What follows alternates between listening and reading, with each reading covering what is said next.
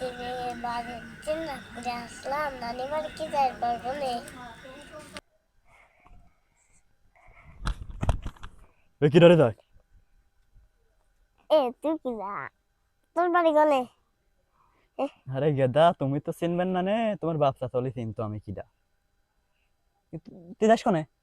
এত রাত্রে তুই এনেকে? আমার নানি বাড়ি একটু আইডিয়া তো কি যুগে পড়লো রে, সওয়াল পলো ভয় পায় না এখন ভূতের দেখি। তুই যাবি কনে? নানি বাড়ি যাবো। তো নানি বাড়ি যাবি, তুই এত রাত্রে নাইছিস কে? তো তোর বিয়া সেই খাওয়া তোর নানি তোর নানি বাড়ি কনে? তো ঝামেলায় পড়ে গেলাম দেখতেছি। একটু সামনে কি তুই বুদ্ধি ভয় পাইস নি?